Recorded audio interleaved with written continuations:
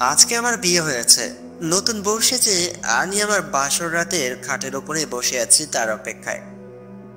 ঠিক কিছুক্ষণ পর একজন সুদর্শন পুরুষ জামাই সেজে ঘরের ভেতর প্রবেশ করলো।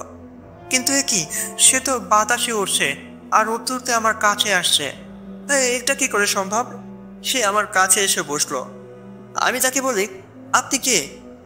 আমি কে মানে? আমি তোমার স্বামী। আমার সাথে তো তোমার বিয়ে হয়েছে শম্পা। না না, আপনাকে দেখে তো কোনোভাবেই মানুষ মনে হচ্ছে না। আপনি কে? ঠিকই ধরেছ, আমি কোনো মানুষ না। আমি একজন জিন। আর আমার সাথে তোমার বিয়ে হয়েছে। আজ আমাদের বাসর রাত। আর তুমি আমাকে দেখে ভয় পাচ্ছ। না না, আপনি দূরে থাকুন। আপনি মানুষ না মানে কি? আপনি জিন। আর একজন জিনের সাথে আমার বিয়ে কি করে হতে পারে? আমাকে ধরবেন না। আপনি দূরে থাকুন। মা, মা, মা। স্বপ্নটা ভেঙে গেল। এই গত 1 বছর যাবৎ এই স্বপ্নটা আমি অনেকবার দেখেছি। কিন্তু আমি আমার বাবা মাকে যখনই এই স্বপ্নের বিষয় জানিয়েছি, তারা কোনোভাবেই বিশ্বাস করতে চাচ্ছিল না। তারা জিন ভূত এগুলো বিশ্বাস করে না। কারণ আমার বাবা একজন অনেক বড় ডক্টর, আর আমার মা ছোট থেকেই সায়েন্স নিয়ে পড়ালেখা করার কারণে তারা আমার এই কথাগুলো বিশ্বাস করতে চায় না। তারা বলে, তুমি সারাক্ষণ জিন ভূত এনাদেরকে নিয়ে ভাবো, তাই ঘুমানোর আগে যখন তাদের নিয়ে ভাবো, তারা তোমার স্বপ্নের মাঝে দেখা করতে আসে। এগুলোর বাস্তবে কোনো অস্তিত্বই নেই। তুমি তাদের নিয়ে ভাবা বন্ধ করে দাও, দেখবে তুমি স্বপ্নে আর তাদেরকে দেখবে না। আমি জানতাম প্রতিবারের মতো এবারও বাবা মাকে বলে কোনো লাভ হবে না। তাই আমি আজকে আর তাদের কিছু বলি না। আমি সোজা আমার কলেজে চলে যাই। আমার কলেজে যদি কোনো ছেলে আমাকে প্রেমের প্রস্তাব দেয় বা আমাকে বিরক্ত করে, তাহলে তার সাথে কিছু না কিছু হয়ে যায়। সে আর 1 সপ্তাহ কলেজে আসতে পারে না। অ্যাক্সিডেন্ট হতে পারে, কিংবা তার হাত পা ভেঙে যায়, কিংবা অন্য কিছু। কি হয় তাদের সাথে আমি কিছু জানি না, কিন্তু আমাকে যেই বিরক্ত করে তার সাথে কিছু না কিছু অবশ্যই হয়। এই অদ্ভুত ঘটনাগুলো আমার সাথে নিয়মিত ঘটছিল। একদিন আমাদের কলেজে এক ছেলে ভর্তি হয়, যার নাম শান্ত। শান্তকে দেখতে অদ্ভুত সুন্দর দেখাচ্ছিল। সে খুবই স্মার্ট ও হ্যান্ডসাম। তাকে প্রথম দেখাই আমি তার প্রেমে পড়ে যাই। সে আমাদের কলেজে আমার ক্লাসেই ভর্তি হয়েছে। আমি তাকে লুকিয়ে লুকিয়ে দেখা শুরু করি। আমি তাকে আস্তে আস্তে ভালোবেসে ফেলি। আমার বান্ধবীরা আমাকে এসে বলে, আর কতদিন নিজের মনের কথা লুকিয়ে রাখবে? এবার বলে দাও না তুমি তাকে কতটা ভালোবাসো। আমি তাদের বলি, আমি যদি বলেও দেই তাহলে কি শান্ত আমার প্রেমের প্রস্তাব রাখবে? সে তো আমার প্রেমের প্রস্তাব প্রত্যাখ্যানও করতে পারে, তাই না? কি বলছো তুমি শম্পা? তোমার মতো একটাও সুন্দরী মেয়ে কি আমাদের এই কলেজে আছে? তোমার প্রেমে পাগল আমাদের এই কলেজের প্রত্যেকটা ছেলে। আমাদের বিশ্বাস, তুমি যদি শান্তকে প্রপোজ করো সে কোনোদিনও রিজেক্ট করবে না। না না, এবার একটু একটু বেশি হচ্ছে না? তোমরা এবার একটু চুপ করো, আমার শরম লাগছে। লজ্জা পেলে হবে? তোমার মনের কথা তাকে জানাতে হবে না? তোমরা বোধহয় ঠিকই বলছো। আর কতদিন আমি আমার মনের কথা মনের ভেতরে লুকিয়ে রাখবো? আমি আগামীকালই শান্তকে প্রপোজ করব। যা আছে কপালে হবে। সেদিন কলেজ শেষ করে আমি আমার বাসায় চলে আসি। আর রাতে খাওয়া দাওয়া করে আমি ঘুমাতে চলে যাই। সেদিন রাতে আমি খুব অদ্ভুত ধরনের একটা স্বপ্ন দেখি, যে স্বপ্নটা এর আগে আমি কখনো দেখিনি। আমি স্বপ্নের মাঝে দেখি আমি আমার কলেজের ক্লাসে বসে আছি, আর আমার পাশের বেঞ্চেই বসে আছে শান্ত নামক সেই ছেলেটি। ঠিক তখনই কলেজের ক্লাসের রুমে প্রবেশ করলো আমার স্বপ্নে দেখা সেই জিনটা। কিন্তু এই জিন তো আমার এই স্বপ্নে আসার কথা না, কারণ তাকে নিয়ে আমি স্বপ্নে দেখি আমার বিয়ে হচ্ছে, বাসর হচ্ছে, সেই স্বপ্নটা। এই প্রথম আমার অন্য কোনো স্বপ্নের মাঝে সেই জিনটা প্রবেশ করলো। আমি দেখি জিনটাকে আজকে দেখতে খুব সুন্দর লাগছে। সাদা একটি পাঞ্জাবি পরা সে, মুখে মায়াবী হাসি, দুধে আলতা গায়ের রং, খুব লম্বা দেখতে সে। তার চোখের কিনারায় কাজল দেওয়া আর লম্বা বাবরি চুল। সেই জিনটি উঠতে উঠতে আমার পাশে এসে বলল, শম্পা, এর ভিতরে আর আমার ভিতরে তফাৎ কি বলতো? কি কমতি আছে আমার ভেতরে? আমিও তোমাকে ভালোবাসি, কিন্তু দেখো আমার কি দুর্ভাগ্য, তুমি আমাকে ভালো না বেসে তুমি এই ছেলেটাকে ভালোবাসো, যে কিনা আরো 4টি মেয়ের জীবন ধ্বংস করে দিয়েছে। তুমি কি জানো এই ছেলেটির আরো 4টি গার্লফ্রেন্ড আছে, আর তুমি তাকে ভালোবাসলে? দেখো শম্পা, আমি তোমাকে অনেক ভালোবাসি, তোমাকে ছাড়া আমি বাঁচতে পারবো না। আমি দেখি তার চোখ পানি দিয়ে টলটল করছে। সে আমার হাত ধরে বসলো আর বলল, আমি মরে যাবো তোমাকে ছাড়া। আমি তোমাকে ছাড়া বাঁচতে পারবো না শম্পা, আর আমি তোমাকে ছেড়ে যেতেও পারছি না। আমি তোমাকে অনেক ভালোবাসি, তুমি কেন বুঝতে চাও না? সে আমার হাত ধরে কান্না করতে শুরু করলো। ঠিক তেমন সময় আমার স্বপ্নটা ভেঙে যায়। আমি ঘুম থেকে জেগে উঠে দেখি চারিপাশে ফজরের আজান দিচ্ছে। সেদিন আর আমার ঘুম হয় না। আমি খাট থেকে উঠে অজু করে এসে নামাজটা পড়ে নেই, আর সকালের নাস্তা করে সোজা চলে যাই আমাদের কলেজে। আমার বাড়িতে একমাত্র আমি যে কিনা আল্লাহ পাকের উপরে বিশ্বাস করি, নামাজ কালাম ধর্মীয় সকল বিষয়ে বিশ্বাস রাখি। কিন্তু আমার বাবা মারা একটু অন্যরকম। তারা জিনভূত বিশ্বাস করে না, আবার ইসলামিক অনেক আইন বিশ্বাস করে না আমার বাবা মা, কিন্তু উপরওয়ালাকে বিশ্বাস করে। এটাই তো অনেক আমার জন্য, কারণ যে পথে তারা আগাচ্ছে আমার মনে হচ্ছিল তারা হয়তোবা উপরওয়ালাকেও বিশ্বাস করবে না, আমাকেও নাস্তিক তৈরি করবে। কিন্তু তারা উপরওয়ালাকে বিশ্বাস করে। কলেজে আসার পর আমার বান্ধবীরা আমার কাছে দৌড়ে আসছিল, আর একটা সময় আমাকে এসে বলে হাঁপাতে হাঁপাতে, তুই জানিস শম্পা আজকে কি হয়ে গেল আমাদের কলেজে? আমি তাদের বলি, আমি কি করে বলবো, আমি তো এইমাত্র কলেজে প্রবেশ করলাম, এখন বলতো কি হয়েছে। আরে ওই শান্তনুবাব ছেলেটা আছে না, তাকে তো কলেজ থেকে পুলিশ এসে তুলে নিয়ে গেল। কি? শান্তকে পুলিশ ধরে নিয়ে গেছে? কিন্তু কেন? কি করেছে সে? কি করেছে সে? শুন তাহলে, শান্ত এত খারাপ আমরা তো ভাবতেও পারিনি। সে আরো 4টি মেয়ের জীবন নষ্ট করে দিয়েছে। আরেকটি মেয়ের সাথে তো সে ফিজিক্যালি সম্পর্ক করেছে, অনেকবার তার সাথে সহবাস করেছে, তার মনটাকে নিয়ে খেলা করেছে। আর যখন সে মেয়েটি ওকে বিয়ে করতে বলেছে, সে সোজাসুজি বলে দিয়েছে, না আমি তোমাকে বিয়ে করতে পারবো না। মেয়েটি যখন বলেছে তুমি তো আমার ইজ্জত নিয়েছ, তখন নাকি শান্ত বলেছে, মজা তুমিও পেয়েছো, মজা আমিও পেয়েছি, এটা নিয়ে আর বাড়াবাড়ি করো না, আমি তোমাকে বিয়ে করতে পারবো না। মেয়েটি এই কথা শুনে শান্তের মুখে সেদিনই আত্মহত্যা করার চেষ্টা করেছে, কিন্তু সৌভাগ্যবশত তার পরিবার তাকে উদ্ধার করে আর তার মুখ থেকে সকল তথ্য উদ্ধার করে। আর এই কারণেই পুলিশ শান্তকে তুলে নিয়ে গেছে। তুই তো অনেক বড় বিপদের হাত থেকে বেঁচে গেলি। তুই একবার ভাব শম্পা, তুইও যদি শান্তকে প্রপোজ করতে, সে তোর জীবনটা ধ্বংস করে দিত। চল চল, এখন কলেজের সময় হয়ে গেছে, আর কিছুক্ষণ পরে তো ক্লাস শুরু হবে। ক্লাস শেষ করে আমি কলেজ থেকে বাড়িতে ফিরে আসি। বাড়িতে এসে আমি আমার খাটের উপরে বসে ভাবছিলাম গতকাল রাতের স্বপ্নের কথা। শান্ত যে ভালো না এটা আমাকে জিনটি জানিয়েছিল। তার মানে কি, আমি যে এতদিন ভাবতাম সেই জিনটি শুধুই আমার কাল্পনিক চরিত্র, সে শুধু আমার স্বপ্নের মাঝেই আসতে পারে, কিন্তু এখন তো দেখছি সে আমার ব্যক্তিগত জীবনেও আছে, সে আমার আশেপাশেই হয়তো আছে। কারণ সে যদি আমার আশেপাশে না থাকতো তাহলে শান্তর বিষয় তার জানার কথা ছিল না। সেদিন রাতে ঘুমানোর আগে আমি বলছিলাম, আমি জানি না তুমি কি আমার স্বপ্নে বা বাস্তব জীবনেও আছো কিনা, আমি শুধু তোমাকে দেখতে চাই বাস্তবে। তুমি যদি বাস্তব জীবনে থেকে থাকো তো আজকে স্বপ্নে না এসে বাস্তবে আমার সাথে দেখা করতে আসবে। এগুলো বলে আমি ঘুমিয়ে পড়ি। গভীর রাতে আমি যখন গভীর ঘুমেছিলাম তখন কেউ একজন বারবার আমার পিঠ ঝাঁকাচ্ছিল হাত দিয়ে। কি হলো শম্পা, তুমি না আমাকে দেখতে চেয়েছিলে? দেখো আজকে আমি স্বপ্নে না, বরঞ্চ বাস্তবে তোমার সাথে দেখা করতে এসেছি। কি হলো, চোখ খুলো। শম্পা, শম্পা আমি এসেছি, চোখ খুলো। কিন্তু আমি এতটাই গভীর ঘুমেছিলাম যে আমি ঘুম থেকে উঠতে অনেকটা দেরি করে ফেলি। কিন্তু আমি যখন চোখ খুলি তখন আমার ঘরের আশেপাশে আমি কাউকে দেখতে পাই না, কিন্তু আমার ঘরের দরজাটা খোলা ছিল, আর একটি খুব মিষ্টি আদরের ঘ্রাণ আমার পুরো বাড়িতে ছড়িয়েছিল। আমি বুঝতে পারি সে আসলে বাস্তবেও আমার আশেপাশে আছে, আর সে হয়তোবা এসেছিল। আমি সেদিন ঘুমিয়ে পড়ি। আমি পরের দিন আমার কলেজে ক্লাসরুমে বসে আমি তাকে নিয়ে ভাবছিলাম, সেই জিনটাকে নিয়ে। ঠিক তখনই আমার 3 বান্ধবী সাথী, আয়শা আর মিতু আমার কাছে এসে বলে, কি রে শম্পা, কাকে নিয়ে এত ভাবছিস? আর আজকে তুই এত চুপচাপ কেন? কি হয়েছে বলতো? আমি তাদের বলি, আচ্ছা বন্ধুরা, বলতো এই পৃথিবীতে কি আসলে জিন আছে কিনা? আর জিন যদি থেকেও থাকে, সে জি কি কোনো মানুষের মেয়েকে ভালোবাসতে পারে কিনা? আমার কথার উত্তরে আমার বান্ধবীর সাথী উঠে বলে, হ্যাঁ জিন আছে তো।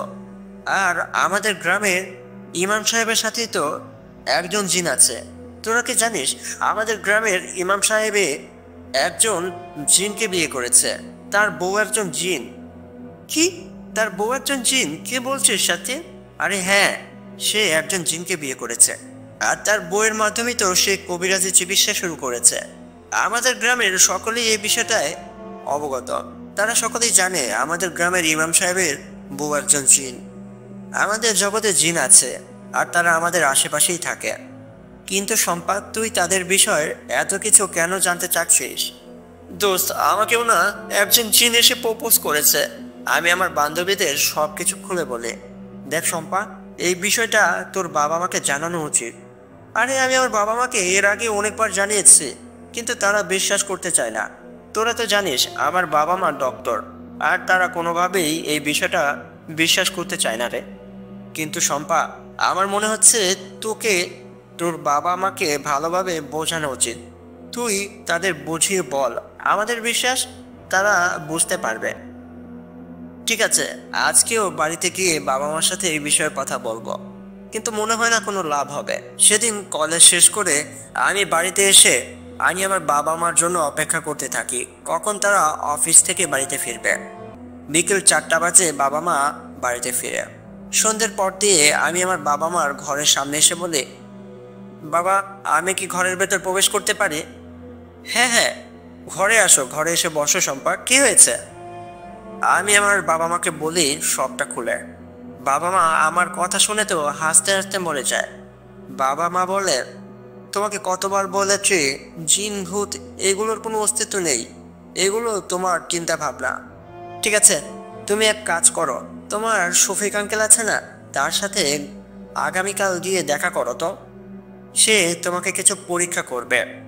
সে অনেক বড় একজন সাইকাট্রিস্ট। সে তোমাকে পরীক্ষা করে বলতে পারবে তুমি এরকম চিন্তা ভাবনা কেন করো, আর তুমি এত হ্যালুসিনেশন কেন করো, সবকিছু সে বলে দেবে। তুমি আগামীকালই তোমার আঙ্কেলের সাথে দেখা করবে কিন্তু। ঠিক আছে বাবা, এখন যাও, ঘরে গিয়ে ঘুমিয়ে পড়ো। আমি আমার ঘরে এসে ঘুমিয়ে পড়ি আর ভাবতে থাকি এগুলো আমার সবটাই কাল্পনিক চরিত্র। আমি হয়তো সেই জিনটাকে শুধু চিন্তা ভাবনাই দেখতে পারবো, আর কিছু না। সে বাস্তবে কোনো বিলম্ব করে না, সে আমার একটা শুধুই ভাবনা, আর কিছু না। আমি ঘুমিয়েছিলাম যখন মাঝরাত হয়, গতকালের মতো আজকেও সেই একইভাবে আমার পিঠ ধরে কেউ একজন নাড়াচ্ছে বারবার, আর খুব আস্তে আস্তে বলছে, আমি এসেছি। আমি মোটেও তোমার কাল্পনিক চিন্তা ভাবনা না, দেখো আমি বাস্তবেই আছি। শম্পা ওঠো, ওঠো শম্পা। আমি আস্তে আস্তে চোখ খুলে তাকাই, আর দেখি আমার স্বপ্ন দেখা সেই জিনটি আমার পাশে এসে দাঁড়িয়ে আছে। মুখে দুধে হালতা গায়ের রং, সাদা একটি পাঞ্জাবি পরা, চোখের কিনারায় কাজল দেওয়া, লম্বা বাবদের চোর। সে আমাকে বলছে, দেখো আমি মোটেও কোনো কাল্পনিক চিন্তা ভাবনা না, আমি একজন জিন, আর আমি আসলেই বাস্তবে আছি। আমি তোমাকে ভালোবাসি, আমি তোমার সাথে দেখা করতে এসেছি। তুমি তোমার বাবার চিন্তা ভাবনায় কান দিও না। তোমার বাবা মা আসলে জিন জাতিকে বিশ্বাস করে না, এই কারণেই কারা তোমাকে ওইগুলো বলেছে। কিন্তু তোমার বাবা খুব ভালো করেই জানে তার পরিবারে একটা অভিশাপ আছে, যেই কারণে তার ভাই বোন অনেকেই তাকে হারাতে হয়েছে। কিন্তু তারপরেও সে জিনদের বিশ্বাস করতে চায় না। এটা শুনে আমি অবাক হয়ে তাকে বলি, না না, আপনি বাস্তবে নেই, আপনি আমার একটা কল্পনা, আপনি শুধুই কল্পনা, আর কিছু না। না না শম্পা, এটা তোমার ভুল। দেখো আমি বাস্তবেও আছি, আর আমি যে বাস্তবে আছি এটার প্রমাণও আমি তোমাকে দিতে পারবো। আমি তোমাকে চাইলে আমার জগতে নিয়ে যেতে পারবো। আর তুমি কি জানো তোমাদের পরিবারে একটা অভিশাপ আছে, যেই কারণে তোমার ফুপু চাচা অনেকেই মারা গেছে। কি অভিশাপ? না, অভিশাপ সম্পর্কে আমি কিছু জানি না। কিসের অভিশাপ? সে আমাকে বলে, আমি তোমাকে বললে তুমি বিশ্বাস করবে না, কিন্তু তুমি চাইলে আমি তোমাকে সবটা দেখাতে পারি। তুমি কি জানো আমার দাদা তোমার দাদির বোনকে বিয়ে করেছিল, আর তোমার পরিবার আমাদের শত্রু। তোমাদের রক্তকে নির্বংশ করাটাই আমাদের লক্ষ্য, কিন্তু আমাকেও পাঠানো হয়েছিল তোমার বংশকে শেষ করার জন্য। তবে আমি তোমাকে ভালোবেসে ফেলেছি প্রথম দেখাতেই, এই কারণে আমি তুই পারলাম না তোমার কোনো ক্ষতি করতে। কিন্তু আমার জগতের লোকেরা আমাকে বারবার প্রেশার দিতে শুরু করে যেন আমি তোমাদের ক্ষতি করি, তোমাদের অ্যাটাক করে হত্যা করি। কিন্তু ভালোবাসার মানুষকে আমি কি করে হত্যা করব বলো শম্পা? আপনি কি বলছেন? আমি কিছুই বুঝতে পারছি না। আর আমি আগামীকালই যাব আঙ্কেলের কাছে। আঙ্কেল ওষুধ দিলেই আমি সুস্থ হয়ে যাব, তারপর থেকে আমি আর আপনাকে দেখতে পারবো না। জিনটি তখন আমাকে বলল, তুমি এমনটা করতে পারো না। তুমি যদি আগামীকাল তোমার আঙ্কেলের চেম্বারে যাও তাহলে তোমার মনের ভেতরে যতটুকু ঈমান আছে সবটা চলে যাবে। কারণটা হচ্ছে মহান আল্লাহ পাক স্বয়ং পবিত্র কোরআনে আমাদের বিষয়ে উল্লেখ করেছে। এখন যদি তুমি ডক্টরকে বিশ্বাস করো, জিনকে অবিশ্বাস করো, তাহলে তুমি নাস্তিক হয়ে যাবে। আর আমার বিশ্বাস তুমি এমনটা করবে না। ঠিক তখনই সে আমাকে বলে, এখন আমাকে যেতে হবে শম্পা, কারণ চারিপাশে এখন ফজরের আজান দেবে, আমাকে ফিরতে হবে। তুমি চাইলে আমি আগামীকাল তোমাকে আমার জগতে নিয়ে যাব, তোমাকে আমি সব প্রমাণ দিতে পারবো যে জিন আছে, কিন্তু তুমি তোমার আঙ্কেলের কাছে যেও না। এটা বলে সে আস্তে আস্তে সেখান থেকে অদৃশ্য হয়ে চলে যায়। জিনটা যাওয়ার পর আমি ঘুমাতে পারছিলাম না। সে রাত আমি জিনই পার করে দেই। আর পরের দিন আমি কলেজ থেকে ফেরার পথে আঙ্কেলের চেম্বারে যাব কি যাব না এটা নিয়ে ভাবছিলাম। আমি মনে মনে ভাবছিলাম, সে জিনটা তো ঠিকই বলেছে। এখন যদি আমি আঙ্কেলের কাছে যাই আর তাকে সবটা বলি, সে আমাকে নাস্তিক বানিয়ে ফেলবে। সে বলবে জিন এগুলো নেই, কিন্তু জিন তো আছে, এটা মহান আল্লাহ পাক পবিত্র কোরআনেও উল্লেখ করেছে। তাই আমি আর সে পথে যাই না। আমি আঙ্কেলের সাথে দেখা না করেই আমার বাড়িতে ফিরে আসি। জিন জাতিকে বিশ্বাস করা আমার ধর্মীয় প্রধান লক্ষ্য, কারণ যেহেতু কোরআনে আছে আমাকে তো এটা বিশ্বাস করতেই হবে। সেদিন রাতে আমি আমার ঘরে বসেছিলাম, হঠাৎ বাতাসে আমার ঘরের জানালা দিয়ে একটি চিঠি উঠতে উঠতে আমার পায়ের কাছে এসে বসলো। আমি চিঠিটা মাটি থেকে তুললাম আর খুলে পড়তে শুরু করলাম। সেখানে লেখা আছে, আমি তোমার প্রিয় জিন, আর তুমি যদি প্রমাণ চাও যে জিন আছে কিংবা তোমার পরিবারে কি অভিশাপ, যে কারণে তোমার চাচা চাচি ও তোমার ফুপুরা মারা গেছে, সবকিছু যদি তুমি জানতে চাও, তাহলে আজ রাতে তোমার বাড়ির পেছনে ছোট্ট রান্নাঘরে চলে এসো। আমি সেখানে তোমার জন্য অপেক্ষা করব। তোমাকে নিয়ে যাব আমাদের জগতে। সেখানে গেলেই তুমি বুঝতে পারবে কি হচ্ছে তোমার পরিবারের সাথে, আর কেন তোমার চাচারা তোমার ফুকুরা মারা গিয়েছিল। আমার মনে একটা কৌতূহল জাগে, কিন্তু এই কথাটা বাস্তব। গত 5 বছরে আমার 3 চাচা ও 2 ফুপু মারা গেছে। আমার বাবার 8 জন ভাই আর 4 জন বোন ছিল, কিন্তু আস্তে আস্তে সকলেই মারা যাচ্ছে। এখন আমার 1 ফুপু আর 2 চাচা আর আমার বাবাই বেঁচে আছে। আমি সিদ্ধান্ত নেই আজ রাতে আমি যাব আমাদের রান্নাঘরে, আর আমি দেখার চেষ্টা করব আসলে কি হচ্ছে আমার পরিবারের সাথে। আমি আস্তে আস্তে ঘরের বাইরে চলে আসি আর চুপি চুপি আমার বাড়ির পেছনে রান্নাঘরে যাই। রান্নাঘরে প্রবেশ করে আমি দেখতে পাই পুরো রান্নাঘর অন্ধকারে ভরা, আমি কিছু দেখতে পারছিলাম না। ঠিক তখনই চারিপাশে সাদা ধোঁয়া দিয়ে আমাদের রান্নাঘরটা তলিয়ে গেল, আর ধোঁয়ার মাঝখান দিয়ে বের হয়ে এলো আমার স্বপ্নে দেখা সেই জিনটি। সেই জিনটি আমার কাছে এসে বলল, আমি জানতাম তুমি আসবে, তুমি কোনোভাবেই ডক্টরি চিকিৎসা নেবে না, তুমি বিশ্বাস করবে যে জিন আছে। তুমি তো নাস্তিক না, আমি তোমাকে চিনি, আমি ভুল মানুষকে ভালোবাসতেই পারি না। আমি তখন তাকে বলি, আপনি কি বলুন তো, আপনার ওই চোখের দিকে তাকালে না আমার সকল ভয় উড়ে যায়। মনে হয় আমি সারাদিন সারা রাত আমি আপনাকে দেখি। আপনি এত সুন্দর কেন? আপনার নাম কি আমাকে বলবেন? তখন জিনটি আমাকে বলে, আমার নাম আকরাম। আর আমি তোমাকে ভালোবাসি। তুমি কি জানতে চাও তোমার পরিবারের সাথে কি হচ্ছে, বা তোমার বংশের এত মানুষ কেন আস্তে আস্তে মারা গেল? আমি তাকে বলি, হ্যাঁ আমি জানতে চাই, আমি সত্যটা জানতে চাই। তখন আমি দেখি জিন আকরাম তার হাত দুটো আমার দিকে বাড়িয়ে দিল, আর আমাকে বলল, যদি আমাকে বিশ্বাস করো আর সত্যটা জানতে চাও তাহলে আমার হাত দুটো শক্ত করে ধরো। আমি তার কথা মতো তার হাত দুটো শক্ত করে ধরলাম। এরপর সে আমাকে বলে, তুমি তোমার চোখ বন্ধ করো। আমি আমার চোখ বন্ধ করলাম। 1 মিনিট পর সে আমাকে বলে, এখন তুমি তোমার চোখ খুলতে পারো। আমি চোখ খুলে দেখি নিমেষেই আমি এখন একটি পাহাড়ের গুহার মাঝে দাঁড়িয়ে আছি। এখন আর আমি রান্নাঘরে নেই। গুহাটার চারিপাশে আগুন জ্বলছে, আর কালো লম্বা লম্বা ছায়া দাঁড়িয়ে আছে। সে আমাকে বলে, ভয় পেও না, আমি তোমাকে আমাদের জগতে নিয়ে এসেছি সত্য দেখানোর জন্য। আমি আবার তোমাকে আমার জগৎ থেকে তোমাদের জগতে ফিরিয়ে নিয়ে যাব। তুমি আমার সাথে আসো শম্পা। আমি তার সাথে সে গুহার ভিতরে হাঁটতে শুরু করি। সে আমাকে নিয়ে একটি অন্ধকার ঘরের ভেতর প্রবেশ করলো। আমি সে ঘরের ভেতর প্রবেশ করার পর সে ঘরটা সাদা আলোয় জ্বলে উঠল, আর সিনেমার মতো করে আমার সামনের দেয়ালে এক এক করে প্রত্যেকটা ছবি ভেসে উঠল। আমি দেখতে পাই আমার দাদির বোন ফুলবানুকে, যে কিনা প্রতি রাতে একজন জিনের সাথে দেখা করতে আসে, আর সে জিনকে সে ভালোবাসে। সে জিনটি হচ্ছে আকরামের দাদা। সে দেখতে খুবই সুন্দর। এভাবেই আমার দাদির সাথে তার ভালোবাসার সম্পর্ক চলছিল। হঠাৎ একদিন আমার দাদির ভাই ও তার বাবা মা মিলে আমার দাদিকে বিয়ে দেওয়ার জন্য পাত্র খুঁজতে থাকে। আমার দাদি এই বিষয়টা জিন আকরামের দাদাকে জানায়, কিন্তু সে বলে, চিন্তা করো না, তোমাকে আমি কারো হতে দেব না, তুমি শুধু আমারই থাকবে। কিন্তু আমার বংশধররা আমার দাদির বোনকে ফুলবনকে জোর করে অন্য আরেক জায়গায় বিয়ে দিয়ে দেয়।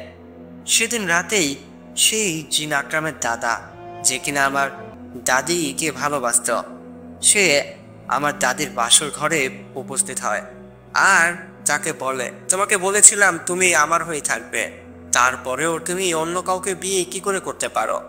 আমি দেখতে পাই সে ভয়ানক রূপে আমার দাদিকে হত্যা করে, আর আমার দাদির সাথে যার বিয়ে হয়েছিল তাকেও হত্যা করে, এবং সে বাড়ির সকলকে হত্যা করে। হত্যা করার পর দাদাকে এসে বলে, তোরা তোর বোনকে অন্য জায়গায় বিয়ে দিয়ে অনেক বড় ভুল করেছিস।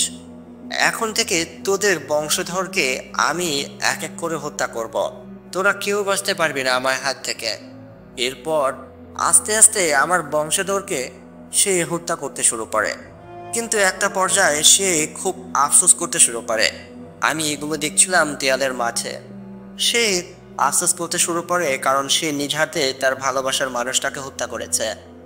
আমি দেখতে পাই একটি ধারালো ছুরি সে হাতে তুলে নিয়েছে, আর সে নিজের জান নিজে দিয়ে ফেলে।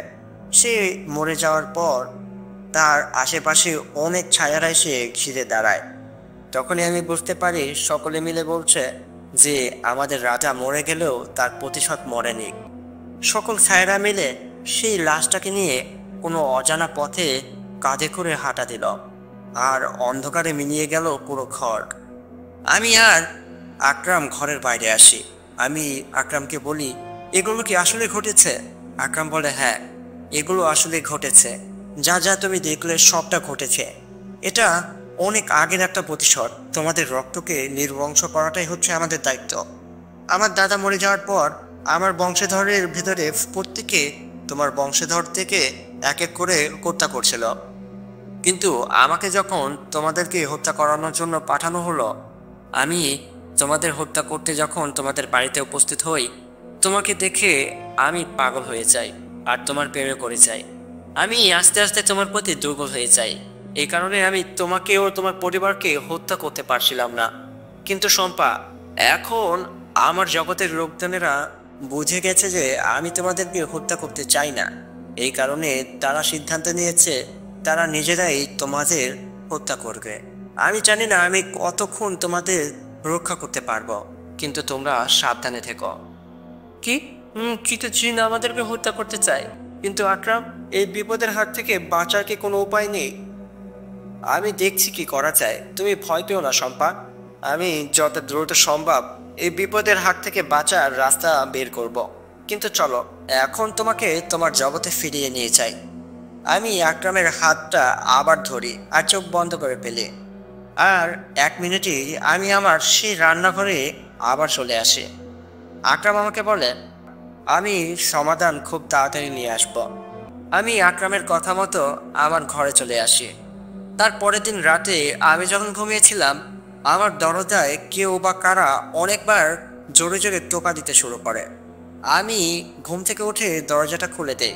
আমি দেখি ঘরে দরজার বাইরে দাঁড়িয়ে আছে আমার বাবা মা, কিন্তু তাদের মুখটা খুব কালচে, চোখ দুটো লালচে, আর মুখের কোণা একটি ভয়ঙ্কর হাসি। ঠিক তখনই বাবা আমাকে এসে বলে, শম্পা, কোথায় ছিলে তুমি এতদিন? তোমাকে কতই না খুঁজেছি। চলো, তোমাকে আমার রাজা দেখতে চায়, তোমার সাথে আমাদের রাজা কথা বলতে চায়, তোমাকে যে যেতে হবে আর মরতে হবে। তখনই আমার বাবা মা আমার হাত ধরে টানতে শুরু করে। আমি বুঝতে পারি এরা আমার বাবা মা না। ঘরের ভেতরে অনেক বাতাস বইতে শুরু করে, আর জানালা দিয়ে একটি সাদা আলো ঘরের ভেতরে প্রবেশ করে। আর সাদা ধোঁয়ায় পুরো ঘর ভরে যায়। আর ধোঁয়ার মাঝখান দিয়ে বের হয়ে আসে আকরাম। আকরাম এসে আমার বাবা মাকে এক ধাক্কা দিয়ে দূরে ফেলে দেয়, আর আমাকে তাদের হাত থেকে বাঁচিয়ে নেয়। তারপর আকরাম তাদের মাঝখানে এসে দাঁড়ায় আর বলে, তোমাদের এত বড় সাহস, আমার ভালোবাসার মানুষকে আঘাত করতে চাও? ঠিক তখন আমার বাবা মার ভেতরে থাকা সেই 2টি জিন আকরামকে বলে, তুমি তো আমাদের জগতেরই, তুমি তো আমাদের মহারাজের বংশধর, আর তুমি তাদেরকে বাঁচাতে চাচ্ছ, কিন্তু কেন? তখন আকরাম বলে, আমি এই মেয়েটিকে ভালোবাসি, অনেক বেশি ভালোবাসি। আমি কোনোভাবেই এদের কোনো ক্ষতি হতে দেব না। তোমরা চলে যাও, নয়তো আমি তোমাদেরকে হত্যা করতে বাধ্য হব। তখন আমি দেখি আমার বাবা মার ভেতর থেকে কিছু সাদা ধোঁয়া উঠতে উঠতে বের হয়ে গেল। তারপরেই আমার বাবা মা অজ্ঞান হয়ে মাটিতে পড়ে গেল। বাবা মা অজ্ঞান হয়ে পড়ে যাওয়ার পর আমি তাদের কাছে ছুটে যাই। আকরামও ছুটে এসেছে। আমি আকরামকে বলি, এরা কি মারা গেছে? আকরাম বলে, না, এরা মারা যায়নি, এরা শুধু অজ্ঞান হয়ে আছে। চলো, আমরা এদেরকে খাটের উপরে শুইয়ে দেই। তারপর আকরাম আমার বাবা মাকে খাটের উপরে শুইয়ে দেয়, আর আমাকে বলে, আমাদের খুব দ্রুতই এই জিনিসটা সমাধান করতে হবে, কারণ আজকে তারা 4 জন এসেছে, আগামীকাল 40 জন। তারা আসবেই এক এক করে, তোমাদের যতদিন হত্যা না করতে। আমি আকরামকে বলি, তাহলে এই বিপদের হাত থেকে কি করে বাঁচবো? একটা উপায় আছে, আমার দাদার সমাধি, সেখানে যেতে হবে। তোমার দাদার সমাধি? সেটা আবার কোথায়? আছে, কিন্তু আমি আমার দাদার সমাধিতে যেতে তো পারবো, কিন্তু সেখানে গিয়ে তাকে ধ্বংস করার জন্য তোমার সাহায্য আমার দরকার, কারণ তুমি হচ্ছ তোমার দাদির বংশধর। তুমি যদি সেখানে যাও, আমার মনে হয় তাহলে কাজ হবে। ঠিক আছে আকরাম, আমি যাব তোমার সাথে, চলো। কিন্তু শম্পা, একবার পা বাড়ানোর পর তুমি কিন্তু আর পিছু পা হতে পারবে না। ঠিক আছে আকরাম, আমি যাব, আমি পিছনে ফিরে আসবো না। আমি সত্যটা উদ্ধার করতে চাই, আমি এটা সমাধান চাই। ঠিক আছে শম্পা, চলো তাহলে। আমি আকরামের সাথে বাড়ির বাইরে চলে আসি, আর আমাদের বাড়ির পেছন দিয়ে জঙ্গলটা দিয়ে হাঁটা শুরু করি। চারিপাশে চুপচাপ নিঝুম কালো রাত, শুধু ঝিঝু পোকার শব্দ শোনা যাচ্ছে। আকরাম আমার হাত ধরে বলে, আমি তো তোমার সাথে আছি, আমার জীবন যতক্ষণ আছে আমি তোমার কিচ্ছু হতে দেব না। আমরা হাঁটতে হাঁটতে আমাদের গ্রামের কবরস্থানের কাছে আসে। কবরস্থানের কাছে এসে আমি আর আকরাম দাঁড়াই। চলো, আমরা কবরস্থানের ভেতরে প্রবেশ করি, আর শেষের দিকে একটি কবরের কাছে এসে দাঁড়াই। আমি দেখতে পাই সেই কবরটার উপরে একটি সাদা অনেক বড় কাগজ দেওয়া, আর কাগজে লেখা, এই কবরটা হচ্ছে সেই প্রেমিকে, যে প্রেমিক তার প্রেমিকাকে পায়নি, কিন্তু তার আত্মা এখনো বেঁচে আছে। যারা কিনা এই মৃত্যুর জগতে একবার প্রবেশ করবে, তারা আর কখনো ফিরে আসতে পারবে না। আকরাম এক টানে সেই কাগজটা উঠিয়ে ফেলে দেয়, আর আমি দেখতে পাই কাগজের নিচে কবরটা পুরোপুরি খোলা। সেই কবরে কোনো মাটি দেওয়া নেই, কিন্তু কবরটার ভেতর দিয়ে চলে গেছে একটি রাস্তা। আকরাম আমাকে বলে, আসো আমার সাথে। আকরাম আমাকে নিয়ে সেই কবরে নেমে পড়ে।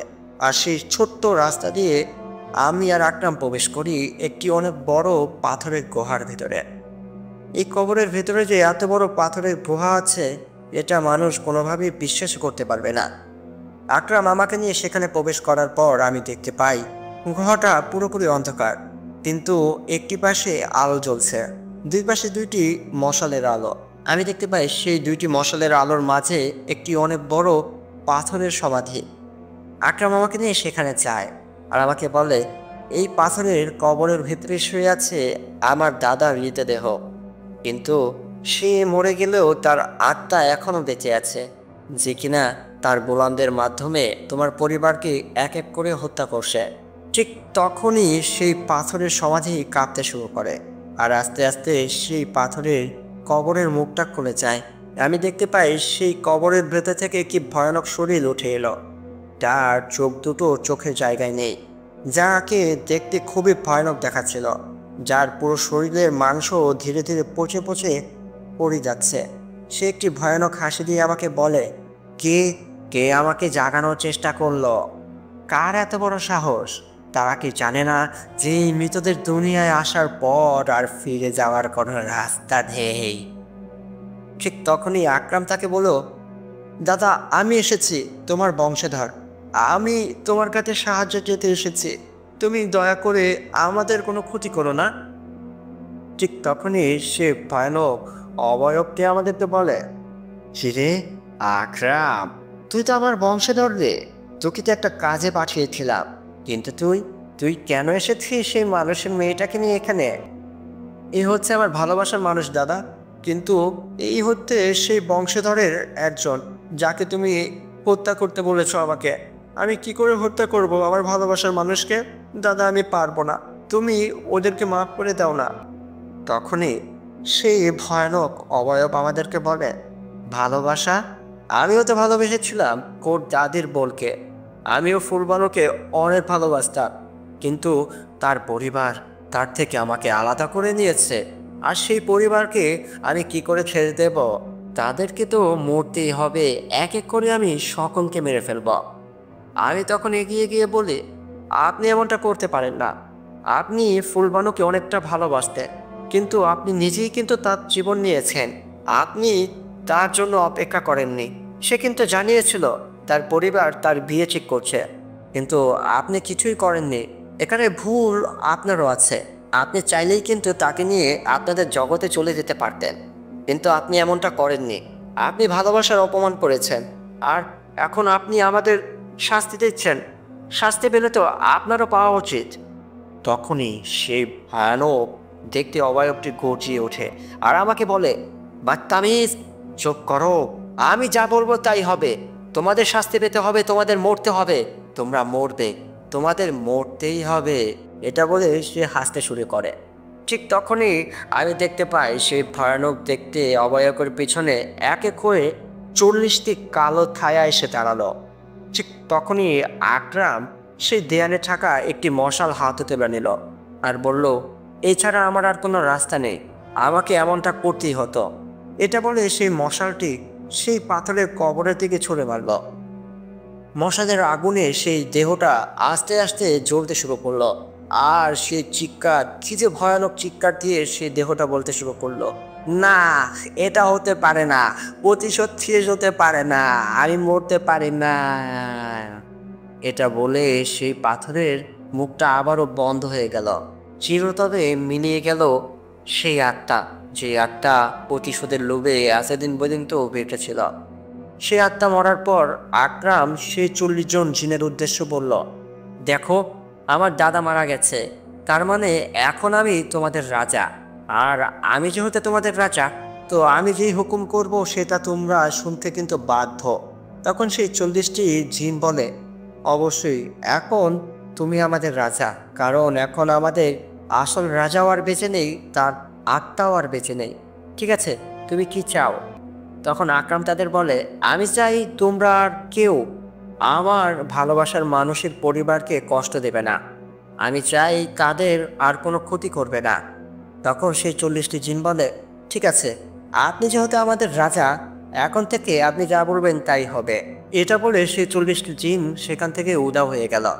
তারা চলে যাওয়ার পর আকরাম আমাকে বলে, এখন বিপদ কেটে গেছে, আর কোনো বিপদ নেই, চলো এখন আমরা ফিরে যাই। আকরাম আমাকে নিয়ে আমার বাড়িতে ফিরে আসে। সেদিনের পর থেকে আকরামের প্রতি আমি দুর্বল হতে শুরু করি। আমিও তাকে ভালোবাসতে শুরু করি। প্রতি রাতে আকরাম আমার ঘরে আসে। আমরা কাঁধে কাঁধ রেখে সারা রাত গল্প করি, একে অপরের সবসময় খেয়াল রাখে। একদিন রাতে আমি আমার ঘরের জানালা দিয়ে আকাশের চাঁদ দেখছিলাম। ঠিক তখনই আমার নাকে খুব সুন্দর একটি আতরের ঘ্রাণ আসে। আমি বুঝতে পারি আকরাম এসেছে। আমি ঘড়ি তাকিয়ে দেখি আকরাম আমার খাটের উপরে বসে আছে, কিন্তু তার চেহারাটা আজকে মলিন।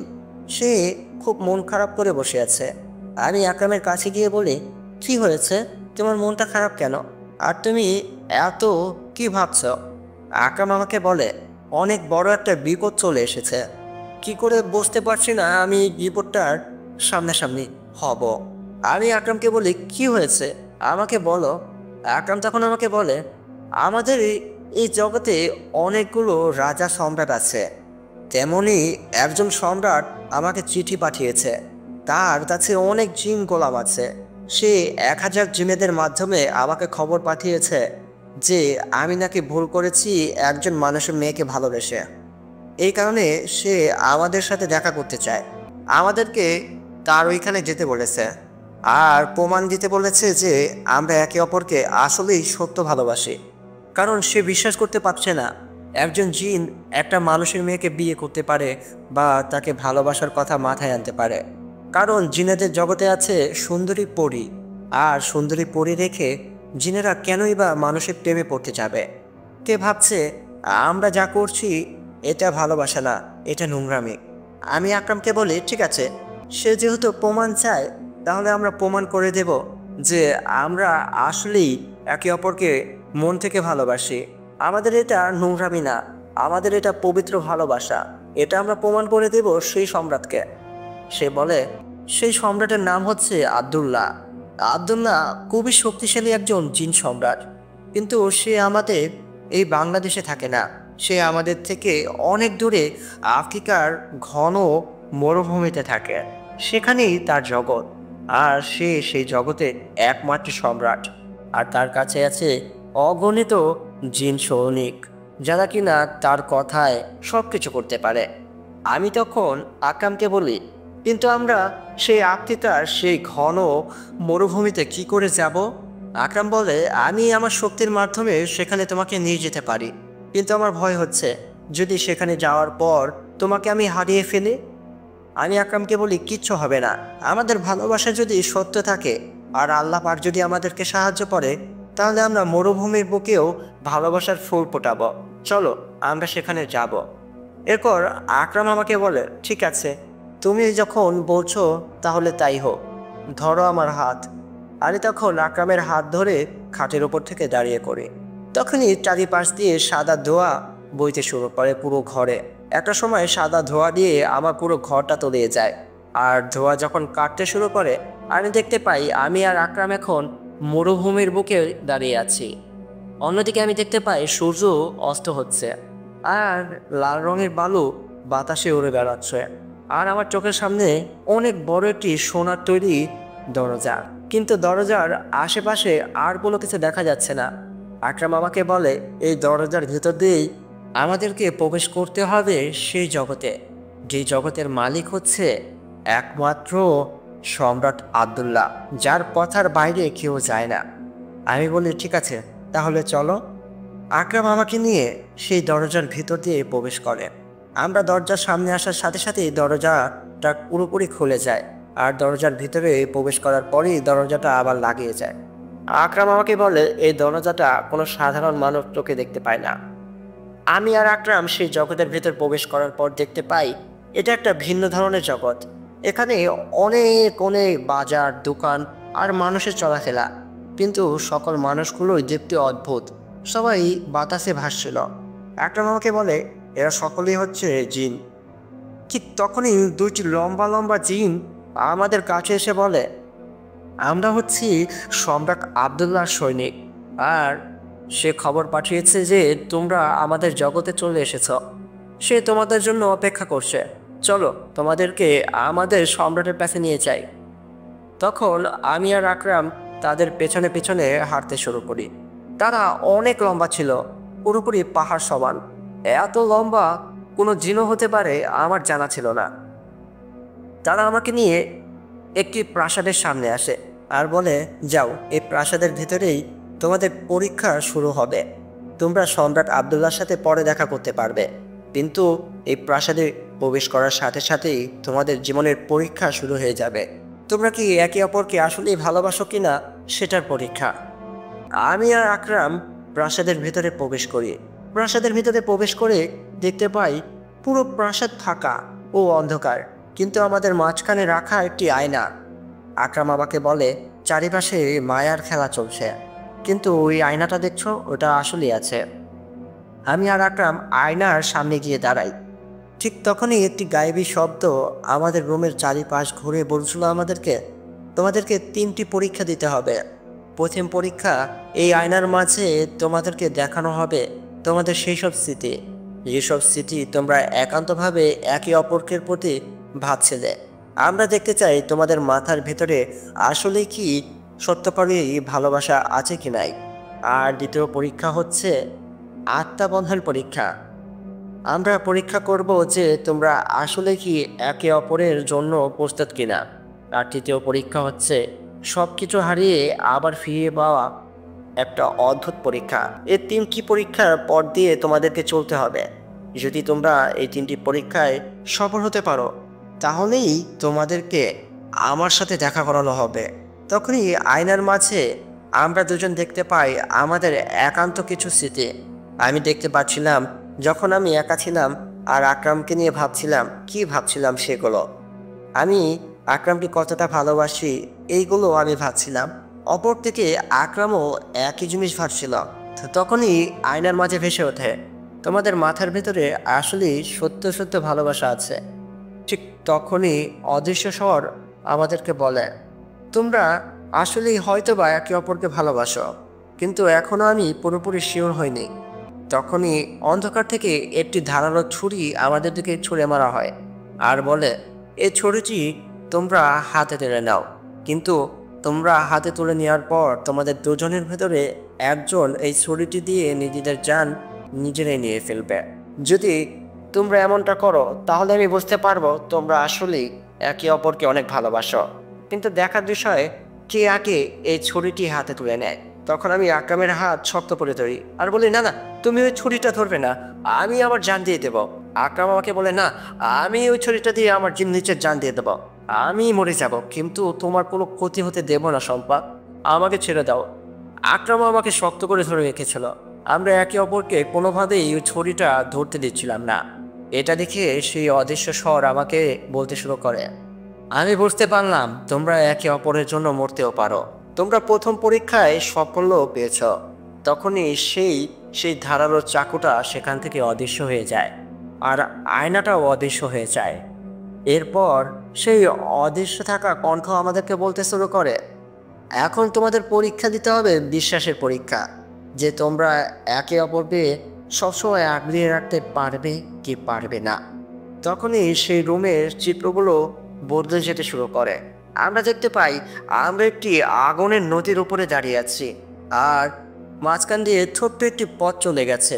নিচ দিয়ে বয়ে যাচ্ছে অগণিত আগুনের স্রোত, আর সেই ছোট্ট পথ দিয়ে আমাদেরকে ওর পাড়ে যেতে হবে। কিন্তু তখনই সেই অদৃশ্য স্বর আমাদেরকে বলে, এখন তোমাদের দুজনের মাঝে একজনের চোখের আলো আমি নিয়ে নেব, সে অন্ধ হয়ে যাবে। আর সব থেকে দেখার বিষয়, তোমরা একে অপরকে ঠিকভাবে পারাপার করতে পারো কিনা। যদি তোমরা ভুল করো তাহলে তোমাদেরকে আমি হত্যা করব। আর যদি তোমরা এই পরীক্ষাতেও পাশ করো তাহলে তোমাদের তৃতীয় পরীক্ষায় নিয়ে যাওয়া হবে। ঠিক তখনই আকরামের চোখের দৃষ্টি চলে যায়। আকরাম বলেন, শম্পা, আমি কিছু দেখতে পাচ্ছি না, আমি অন্ধ হয়ে গেছি শম্পা, আমি কিছু দেখতে পাচ্ছি না। আমি আকরামের হাত ধরে বলি, তুমি শান্ত হও আকরাম, আমি তো আছি, তোমাকে আমি পথ দেখাবো। আমি তখন আকরামকে নিয়ে খুব আস্তে আস্তে সেই ছোট্ট পথ ধরে ওপারে যাচ্ছিলাম। নিচে বয়ে যাচ্ছে অগণিত আগুনের লাভা। আমরা যখন শেষের দিকে চলে আসি তখনই আমার পা হোঁচট করে আমি নিচে পড়ে যেতেই যাব, আকরাম এক লাফে আমার হাত ধরে ফেলে।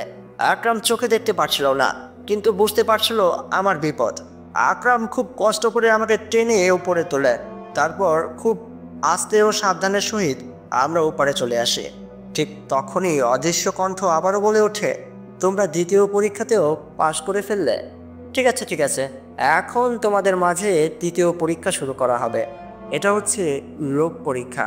এই লোভের পরীক্ষায় যদি তোমরা পাশ করতে পারো তাহলেই আমি তোমাদেরকে দেখা দেব। ঠিক তখনই আবারও সেই রুমের চিত্রগুলো বদলে যেতে শুরু করে। আমরা এখন দেখি আমি আর আকরাম একটি বাগানের মাঝে দাঁড়িয়ে আছি, আর আমি আকরামকে হঠাৎ করেই হারিয়ে ফেলি। আকরাম কোথায় আমি দেখতে পাচ্ছিলাম না। আমি চিৎকার পাচ্ছিলাম, আকরাম তুমি কোথায়, কোথায় আকরাম, তুমি কোথায়? ঠিক তখনই বাগানের ভেতর থেকে একটি খুব সুন্দর সুদর্শন পুরুষ বের হয়ে এলো, যার পরনে রাজকীয় পোশাক, মাথায় পাগড়ি, মুখে মায়াবী হাসি। সে একটি ফুল নিয়ে আমার কাছে এলো। এত সুন্দর পুরুষ এই দুনিয়ায় কি করে হতে পারে? আমি তাকে দেখে অপলক দৃষ্টিতে তার দিকে তাকিয়েছিলাম।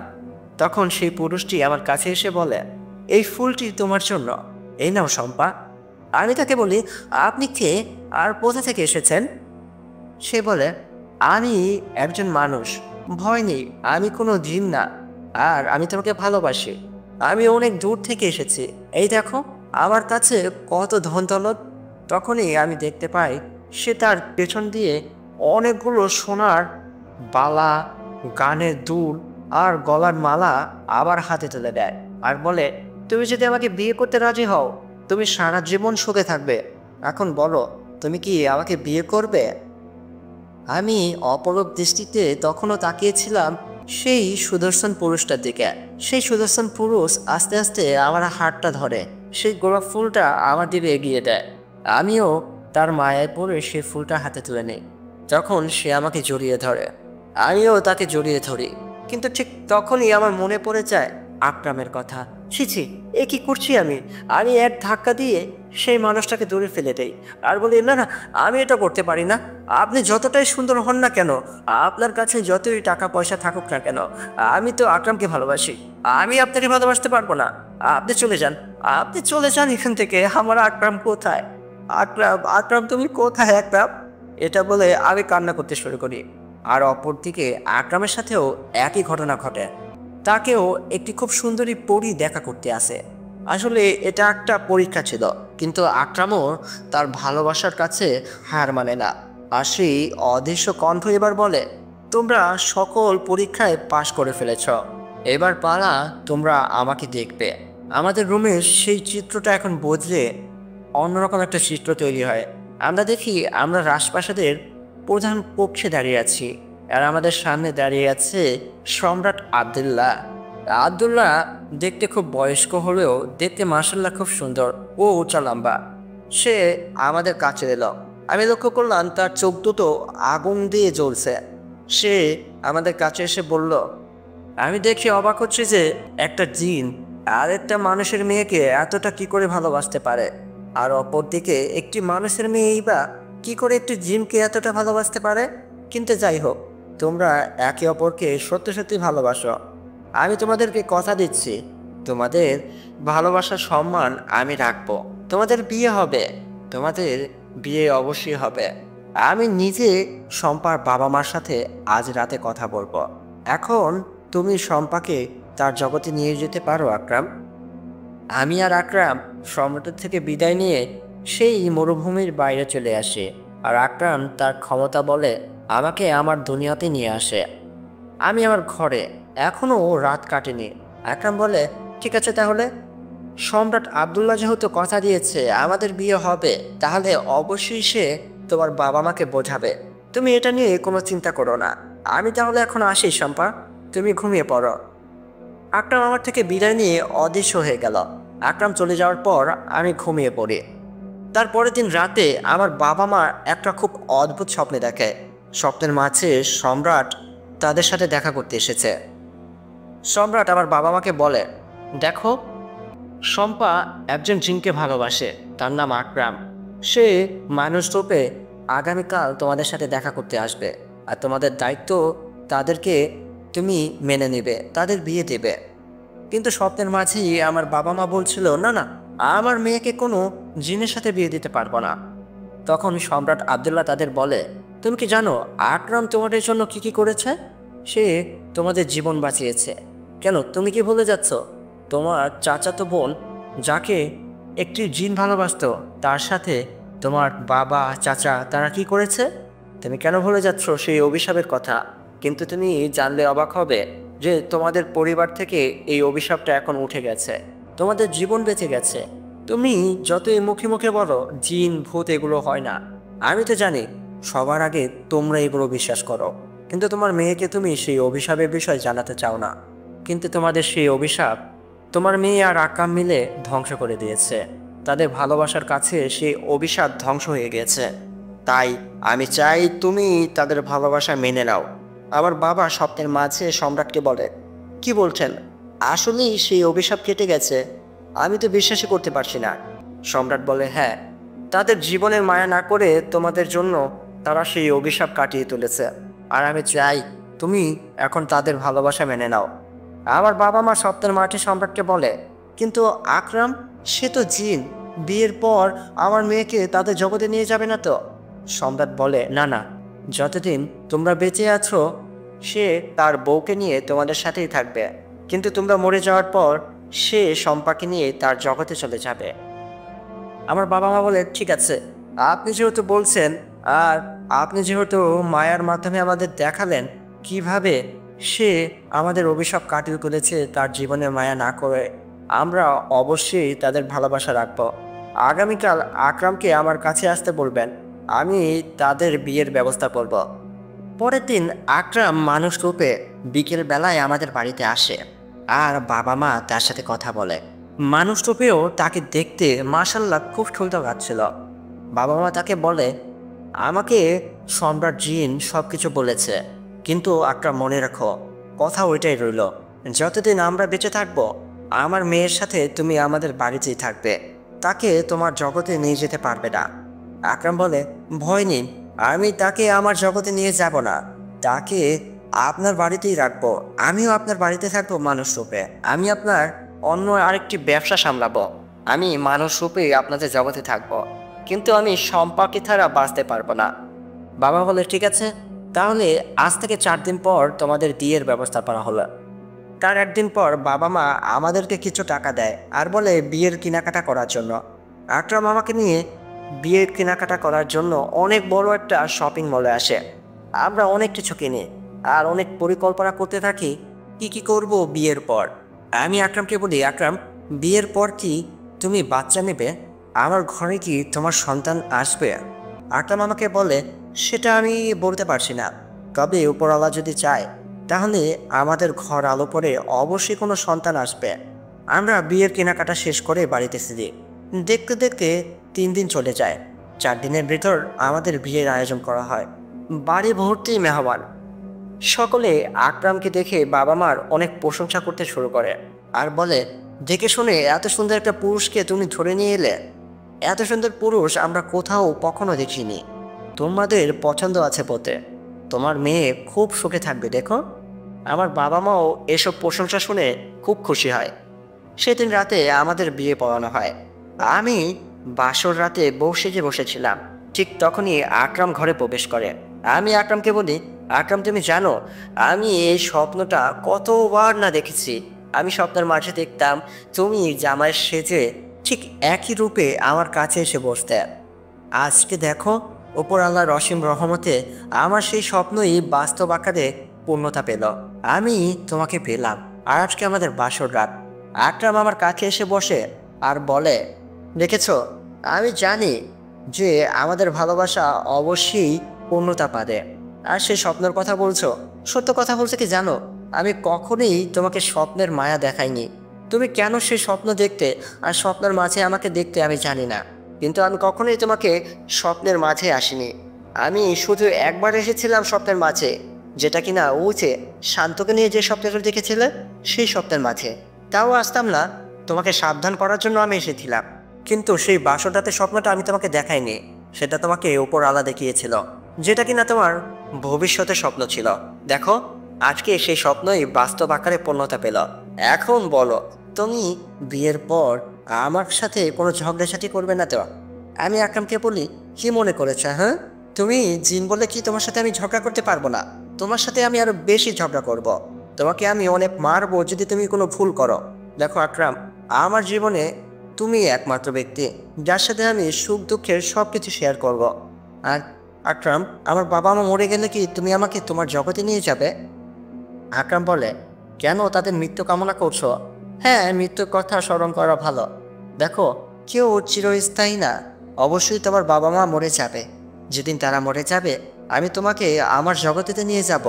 কিন্তু তুমি যদি চাও যে তোমার জগতে আমি সারা জীবন কাটিয়ে দেই, তাহলে আমি এখানেই সারা জীবন কাটিয়ে দেব। আমি শুধু তোমার এই কোলে মাথা রেখে সারা জীবন পার করতে চাই। আকরাম আমার কোলে এসে শুয়ে পড়ল আর আমাকে বলল, তুমি জানো শম্পা, তোমার এই চাঁদ মাখা মুখ দেখার জন্য আমি কত রাত অদৃশ্য হয়ে তোমার ওই খাটের ওই কোনায় বসে থাকতাম। সারা রাত তোমাকে দেখতাম। আমি জানি না, যতই তোমাকে দেখতাম ততই আমি মুগ্ধ হতাম। আমি আকরামকে বলি, তুমিও মার্শাল্লাহ দেখতে খুব সুন্দর আকরাম। তোমাকে দেখার পর থেকে আমি নিজেকে ঠিক রাখতে পারছিলাম না। তোমাকে দেখার পর আমার মনে হচ্ছিল তোমাকে জড়িয়ে ধরি। তোমাকে আরও কাছে পাওয়ার ইচ্ছে আমার মনে মনে জাগছিল, কিন্তু আমি কখনো তোমাকে এগুলো বলতে পারছিলাম না। আমি খুব লজ্জাবতী একজন মেয়ে। আকরাম আমাকে বলে, ওমা, এখন কিসের লজ্জা? এখন তো তুমি আমার বউ, তোমার লজ্জা পাওয়ার কোনো দরকার নেই। এরপর আকরাম আমাকে তার বিছানায় শুইয়ে দেয় আর ঘরের বাতিটা নিভিয়ে দেয়। এই সুন্দর গল্পটি এখানেই শেষ করছি। আমি আরিয়ান এখন আপনাদের থেকে বিদায় নেব, কিন্তু তার আগে বলতে চাই, কেমন লাগলো আপনাদের কাছে আজকের এই ভালোবাসার রোমান্টিক জিনো মানুষের গল্পটি? অবশ্যই আমাকে কমেন্ট করে জানাবেন। আর যারা এখনও আমার এই চ্যানেলটিকে সাবস্ক্রাইব করেননি, তাদেরকে অনুরোধ করছি যে চ্যানেলটি সাবস্ক্রাইব করে রাখুন নিয়মিত এমন সুন্দর সুন্দর গল্প শোনার জন্য। আমি আরিয়ান আজ আপনাদের থেকে বিদায় নিলাম। আল্লাহ হাফেজ।